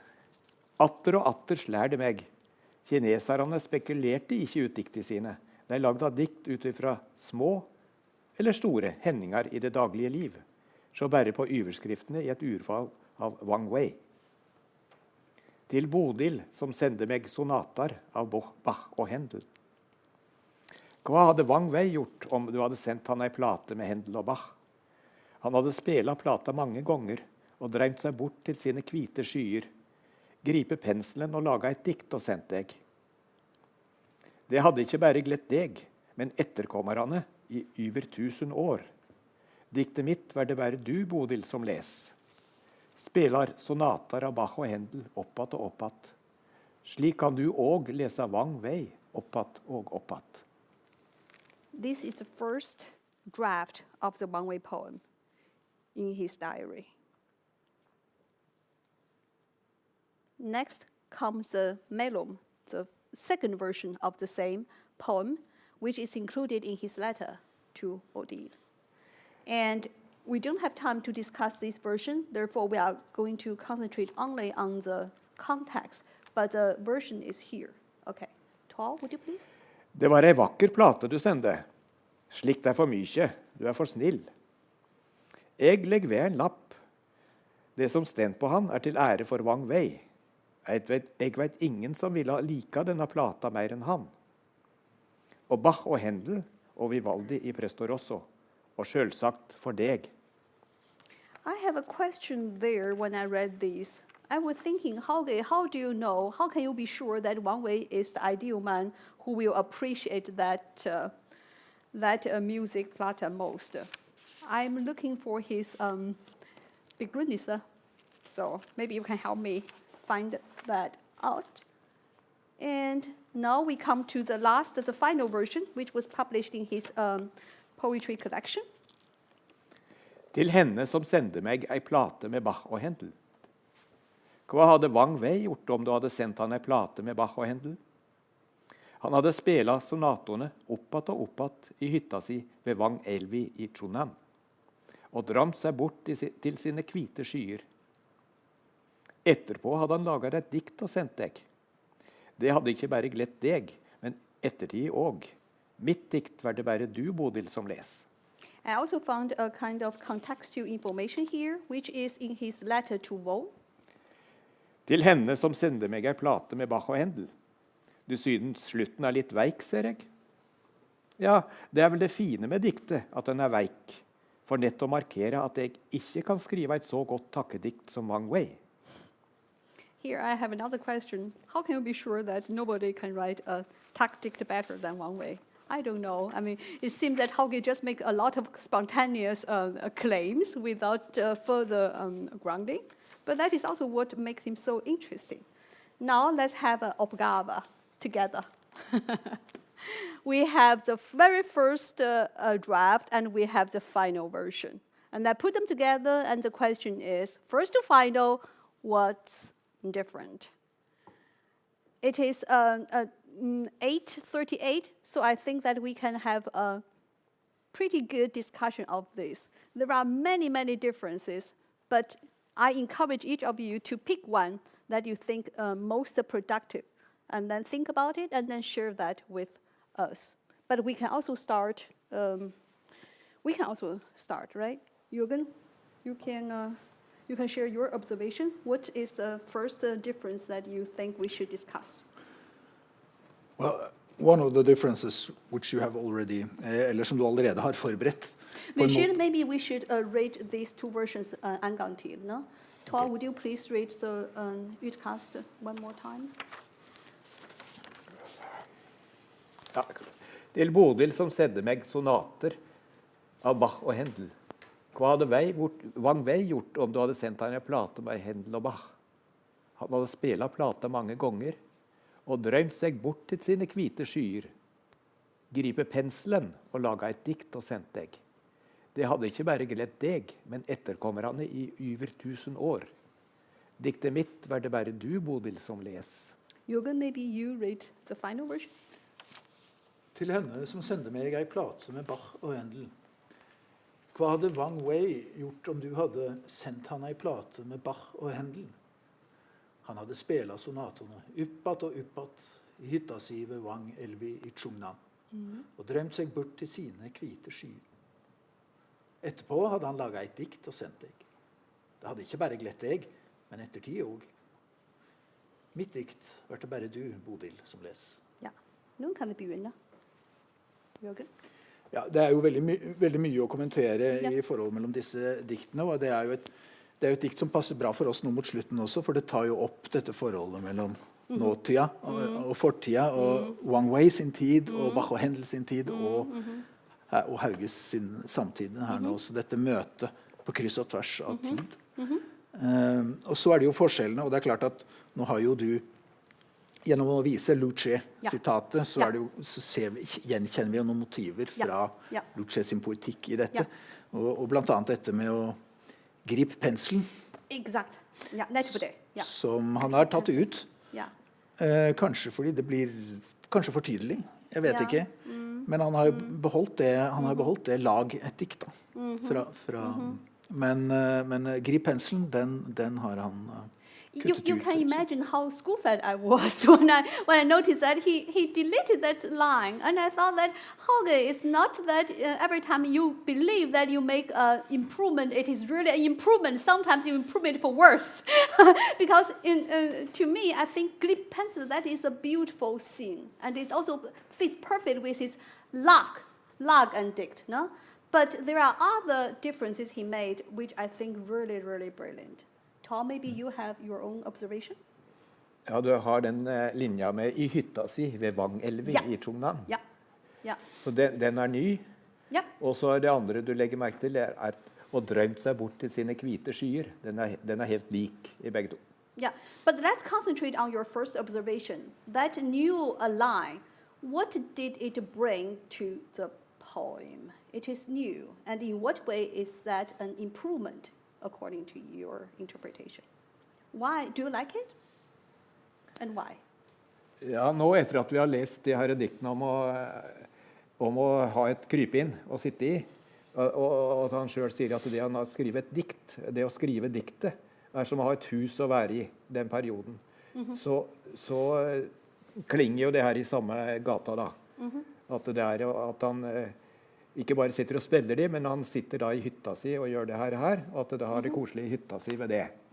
Så det ser jeg som at det er en sammenligning med lauvhyttene og snøhusa og det der. I liked that line, but not until today, actually not until now, after our discussion of Auflassen and Lao Tzu chapter or poem 47, did I realize that the reason that I intuitively fell in love with this new line is because in Huita Si, it's exactly the situation where you don't have to leave your house. You just stay where you are and then center on yourself. It is your Huita. That is your universe. And then you contemplate, and the universe and your house, they are one and the same. And eventually you and the universe will become one. That is the highest ideal. I think for that kind of coziness, for that kind of intimacy, for that of becoming one, I love that added line. It really adds intensiveness and also the profundity to the entire poem. In Huita Zi, it's not elsewhere. It's not anywhere in the world, but in your Huita. And then both the word choice and that preposition structure make this line so distinct. Any other observation? How about the last line, the last few lines? So, yes. So in the first draft, he was talking about the generations in 2000 right? And then in the last, it's kind of the final version, the ending is much more compact than the rather looser ending of the utkast. Do you agree with me? Yeah, and I think that kind of being more compact, being more concentrated, being denser, that is also a great improvement. Because according to Lu Qi, poetry is about concretizing, yeah. Not watery, become more and more watery, but distill down to the essence. And yes. Ja, og så er det jo selvfølgelig at selve Kina skinner jo tydeligere gjennom da i henvisning til Wang Elbert Chungnan, og så er det jo i forhold til hva du tidligere har vist oss litt interessant at dette uppat og uppat, at han har tatt inn, han har tatt inn en formulering fra prosa-konteksten som den første originalen sto i. Ja. Takk skal du ha, because that is also my favorite change. Uppat. Just the clown, just the sound of that, it is so wholesome and amusing. Much better than manga gonga, right? Manga gong is kind of long-biotic, boring, but uppat, that is very, very playful. And also, yes, the other changes may be very minor, but I still want to alert you to that. So one thing is from Bodil to Hanna, so make it more general. And then the other change is in the first draft, the sequence is Handel and Bach, and then in the final is Bach and Handel. I don't know whether it is because of the musical flow or the rhyme, or some other reason, but I'm just posing questions here. And also in the last line, the utkast is dictate mit, and then the final version is mit-dict. So, I mean, I think sometimes even these kind of seemingly irrelevant changes may be of some kind of profound reasons. And we found them right now to be irrelevant because we have not really discovered the reason yet. So I am posing these questions there. Now, I think we can revisit the poem that opened our event tonight, Verschiedener. So Tao, would you please perform that poem again? And this time we are again in a different context to savor this poem. Ved Kinas dør. Det spør om jeg kjenner Kina. Ja, spør det. Bare spør. Jeg som I årevis venta utenfor Kinas dør. For døri, hun var gul den. Det var derifra brødskiva kom. Jeg vet jeg stend høgt I Kina, og skuffa var aldri tom. A lot of words are no longer foreign to you. For example, that word tom. Do you recall what we read in his dagboek? He said that ha ingenting og skrev om atom. Men skuffa var aldri tom. So I will also perform my transreading one more time, and with some kind of my own interpretation. By China's door. Note the preposition that, by. It is not outside, it's not inside, it is that. It is kind of in between. You ask if I know China. Wow, yeah. Just ask. I, who for years waited outside, outside China's door. This is the first stanza. And then after a gap, for yellow the door was, from there sliced bread came. This is a very, very big challenge for transreader because belyse, that is almost untranslatable. Sliced bread is a criminal reduction of belyse, right? I mean, especially for Norwegian, and for you, if you love belyse, my apologies, because I try to use belyse, but then my American students, they complain that, Dr. John, what is belyse? I have no idea, so okay, this is my compromise, sliced bread, but I don't really like that. Maybe you can help me. I know I stand elevated in China, and the pantry was never empty. My hint for you is the pantry. I interpret that as a spiritual pantry. And then in a relationship in the context of Pang's idea of, in the classical Chinese poetic tradition, even the youngest poem is old enough to have done much mischief, then the pantry in the spiritual sense from China will never be empty. I told my students, imagine this. So if you come to the dining hall, and then this is a pantry from British literature, pantry for German literature, pantry for American literature, pantry for French literature. All the pantries will come to a point where you go, oh, it is empty. I need more stuff. But when you open the drawer of Chinese pantry, it is scarily full, and it will never be empty. And then for that, I think he feels that I know I stand elevated in China. And I also, for that interpretation, I have some associations. And one of the association is this classical Chinese poem. It is so known in China that almost every child can recite that. And in Chinese original, I will read the English translation first, and then I will perform the Chinese original. And please read these two English translations with me in the sense of what does it mean, I stand elevated in China. So the first translation is by Xu Yuanchong. He was a Chinese translator. So he was a professor in English, and he translated a lot of Chinese poems into English. Here.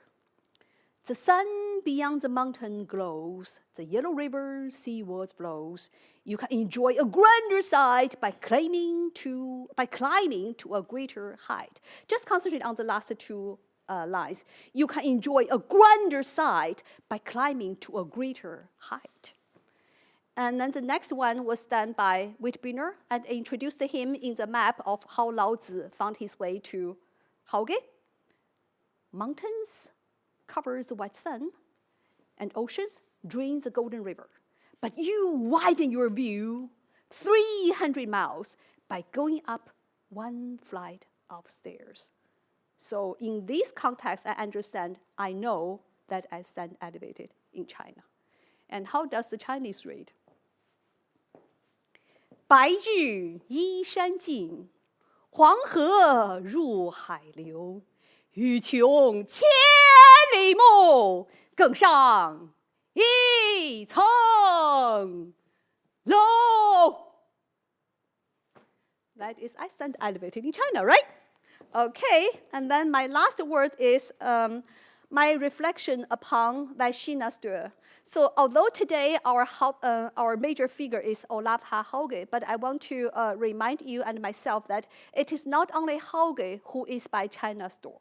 As you can see that he has a lot of brother in spirits who also benefit from the never empty pantry of China. The first one was British sinologist Giles, and he published the Sayings of Lao Tzu, which was occupied and studied by Hauge, and then he shared a lot of views and arguments with Hauge. One of them is his comparison between Lao Tzu on the one hand and then the ancient Greek philosophers on the other. And then here, I don't have time to read this together with you, but his comparison between the ancient Greek philosophy and Taoist philosophy is corresponding with Hauge's own interpretation and observation. So this is one of the brothers in spirit I discovered in Hauge's dark book and Jan Bibliothek. And then the next one is Shatloop. And he has two observations or two threads of thoughts which I think correspond with Hauge. The first one is his understanding why the coexistence of different schools of thought, of different philosophical and religious schools, are actually enriching our life. So I'm introducing these different thoughts not to make a judgment or to make a ranking, or which is better than the other, which is higher than the other, but rather I'm enjoying, I'm embracing the sheer fact that we have these rich traditions, and it's the coexistence of different schools of thought that is so splendid. And then Hauge shared that view. And then another interesting view common to both is what later Karl Jaspers, the German philosopher, would call Achsenzeit. That is his observation that around a particular time in ancient human history, how ancient Greece and ancient in Persia, in India, and in China, different philosophical schools emerged at the same time without any historically documented or historically documentable exchange. That is a mystery, but that is a very fascinating and enchanting, mesmerizing mystery. And Hauge has a kind of very interesting contemplation about that, too. And then the third brother in spirit is William James.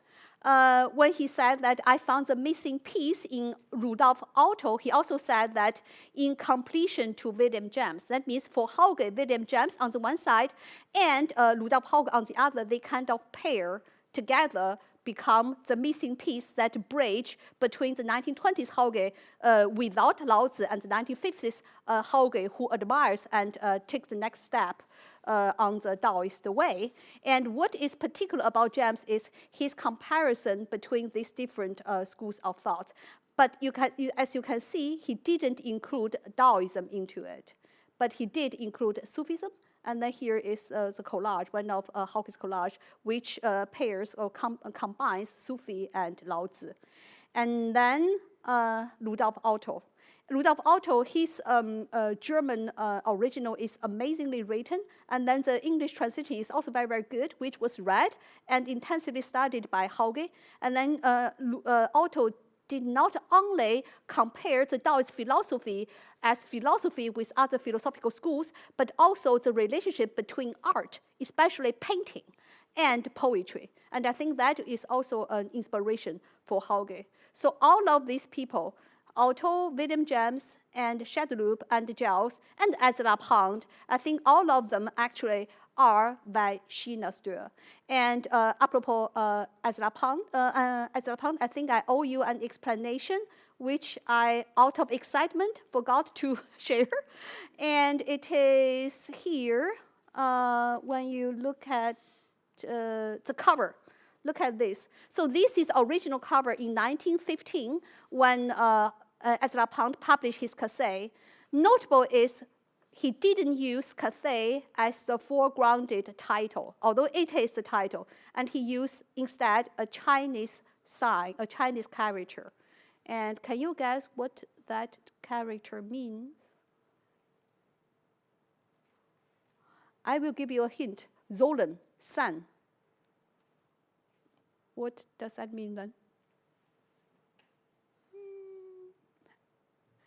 Answer? Any guess?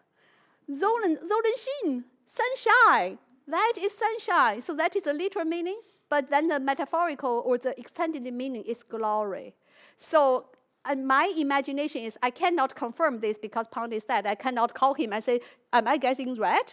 But my interpretation is he was kind of humbly hiding like a shadow in the sunshine of the glory of classical Chinese poetry. So classical Chinese poetry shines, and I, the humble modernist American, British, European poet, I'm just, hiding in your sunshine. Or in Norsk, can we also say that as la Pound, cozy sei I Zolen. Yeah, so now we come to the end of our panel debate. We actually still have 3 minutes. We can either use that for Q&A, or I can present one of my experiments to translate from classical Chinese into Nynorsk. So, oh, am I out? I cannot go back to it. Yep. Tusen.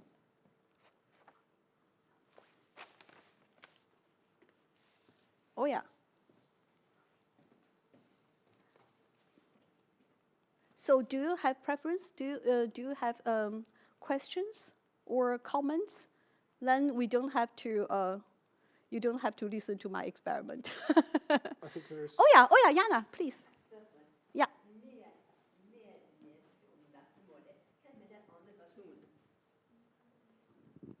Det står et sted med leste versemål, eller studerte versemål.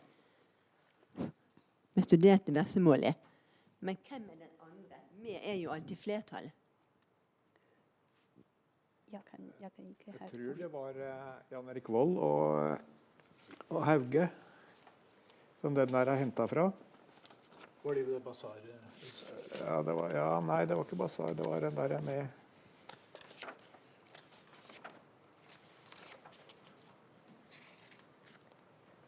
Det var godt. Ja, var det.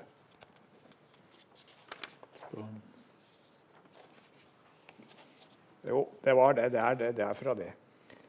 Vi snakket litt om lærebøker i poetikk. Aristoteles, Horace, Longerus og selvsagt Lortsjø kom inn på verselære. Det er nok en gang som Jan Erik Vold har vært på besøk der. Jeg tror det. Men det kan sjekke det for sikkert, som å sjekke for det er fra dagbøkene hans. Så det kan være en annen å snakke om, men så vidt jeg husker var det han.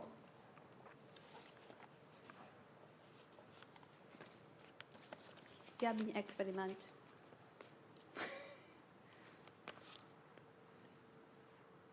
So maybe we can try that. Okay.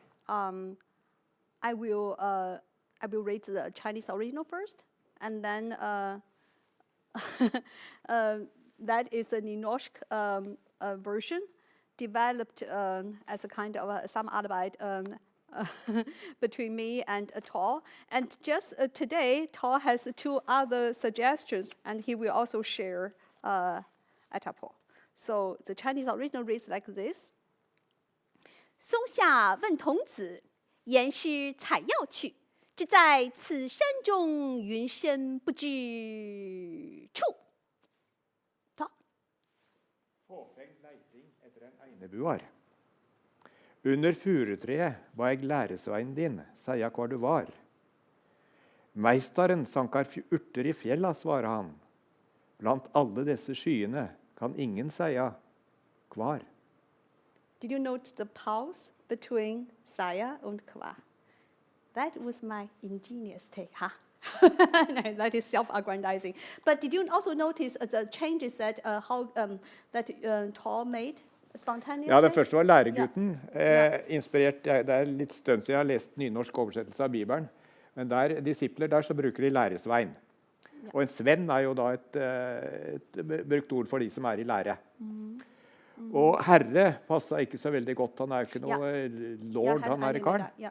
Så jeg satte det først det med meisteren min. Men du trenger ikke noe min.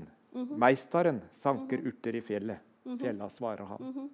And interestingly, when I heard these two new suggestions, I said that it is amazing how you, as a student of Chinese philosophy and culture, helped us to work even more effectively together. And then Tao had a surprising answer to me. He said that, no, it's not my knowledge of Chinese literature and culture, but rather... Ja, det er bruken av ordene i nynorsk som... Det var først den der med jeg tenkte på disipler, og at det er jo læresveiner. Og så dukket også det opp at meister er bedre. For et læreforhold så er det bedre med en meister. Men det er også sånn at de kinesiske ordene der da svarer bedre til læresvein og meister enn til læregutt og herre. Eller særlig herre, tenker jeg, som ikke passer. I think my encounter with Norwegian culture, Norwegian language, and Olav H. Hauge, among others, was so refreshing and fascinating for me because, according to Shakespeare, a face that you see every day will lose the freshness to you. And because you are used to it, then you, in the long run, you will lose the capability of judging, is that a handsome, a beautiful face, or it has just a boring and normal face, right? So at a certain moment, you really require kind of very foreign and exotic viewpoint. And I think when I landed here, norsk kultur, litteratur und Språk are both foreign and intimate to me. That kind of combination of intimacy and foreignness is exact that which I need. I am somebody, as you might have noticed, who constantly seek challenges, and with challenges I grow. And I think if I would like to share one bootstrap tonight, actually I have several. Okay, bear with me. Number one, I hope that you have a good idea by now. Wat betekent translesing? Und wovor kaller ja Hauge ein Translator? And then, but also, why it is important, what is there for us to do? So we should not just admire Hauge for what he has done, but rather we should follow him like what he had done to Pound, to Shadowloop, to other people. So we need to take the next step. And I think together we can make a great and a productive contribution, directly or indirectly, to cross-cultural dialogue, which our current world and our future is most in need of. That is my concluding word. You have any words?